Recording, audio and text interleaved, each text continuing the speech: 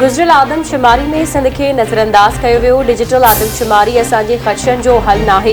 चाहियूं था त जाइज़ आदमशुमारी थिए। जेकॾहिं सिंध सरकार जे ख़दशनि खे ख़त्म न कयो वियो त डिजिटल आदमशुमारी में वफ़ाक़ी हुकूमत जो साथ न ॾिनो वेंदो। पीपल्स पार्टी चेयरमैन ऐं परॾेही वज़ीर बिलावल भुट्टो ज़रदारी जो सीएम हाउस कराची में तक़रीब खे ख़िताब। संदसि चवणु आहे त जेकॾहिं वफ़ाक़ी हुकूमत सभु कुझु मढ़णु चाहे थी त पोइ अची पाण आदमशुमारी कराए। आदमशुमारी जी बुनियाद ते सूबनि खे उन्हनि जो हक़ ॾिनो वेंदो आहे। आदमशुमारी सिंध हुकूमत जो मैंडेट आहे। आवाम जे हक़नि ते धाड़ा हणण जी इजाज़त न ॾिनी वेंदी।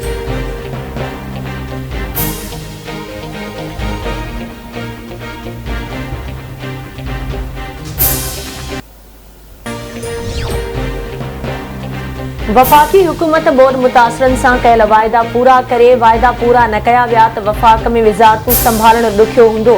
बिलावल भुट्टो ज़रदारी चयो आहे त पीपल्स पार्टीअ जी हुकूमत ख़त्म थियण खां पोइ ज़रई शोबे खे सपोर्ट न कयो वेंदो। नंढनि आबादगारनि ऐं हारियुनि जी मदद कई वञे त मुल्की ज़रूरतूं पूरियूं करे सघजनि थियूं। वॾे वज़ीर खे दरख़्वास्त आहे त बोर्ड मुतासिरनि जे घरनि जी अॾावत वारे कम में बि तेज़ी आणे।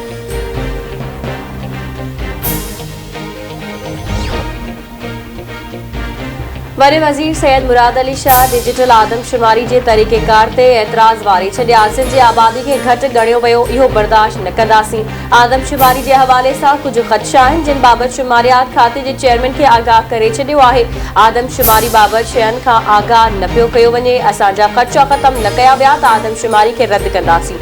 वॾे वज़ीर सैयद मुराद अली शाह जो बोर्ड मुतासिर हारियुनि लाइ सीड सब्सिडी प्रोग्राम जी इफ़्तिताही तक़रीब खे ख़िताब। संदसि चवणु आहे त वफ़ाक़ी सरकार बोर्ड मुतासिर हारियुनि जे मदद ख़ातिर प्रोग्राम लाइ रक़म ॾियण खां माज़रत कई। हारियुनि खे सिंध हुकूमत रक़म ॾेई रही आहे। आबादगारनि खे ॿिज जी मद में फ़ी एकड़ जे हिसाब सां 5000 रुपया ॾिना पिया वञनि। आबादगारनि खे रिलीफ फ़राहम करण लाइ कणक जो इमदादी अघु बि 4000 रुपया फ़ी मण मुक़ररु कयो वियो आहे।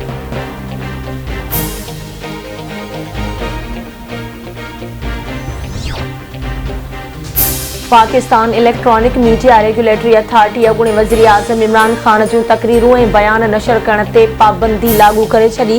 टीवी चैनल्स ते पीटीआई चेयरमैन जूं लाइव ऐं रिकॉर्डेड तक़रीरूं नशर नथा करे सघनि। पैमरा इमरान ख़ान जी तक़रीरुनि ऐं बयाननि ते पाबंदी जे हवाले सां टीवी चैनल्स खे हिदायतूं जारी करे छॾियूं।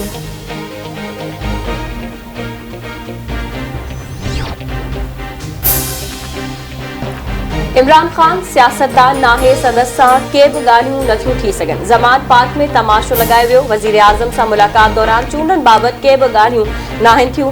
नवाज़ शरीफ़ जी वापसी उन जो ज़ाती मामिलो आहे। कंहिंजे फ़ोन ते परवेज़ इलाही पंहिंजी सियासत खे दाव ते लॻायो। अॻूणे सदर आसिफ अली ज़रदारी जूं मीडिया सां ॻाल्हियूं।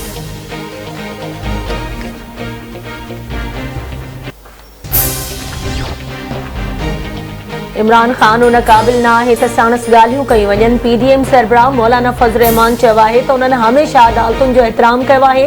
हू मुक़रर वक़्त ते चूंडूं कराइण ते यकीन रखनि था, पर चूंडूं आदमशुमारी खां पोइ थियणु घुरिजनि। मुल्की हालतुनि खे नज़र में रखंदे फ़ैसिलो करणो पवंदो।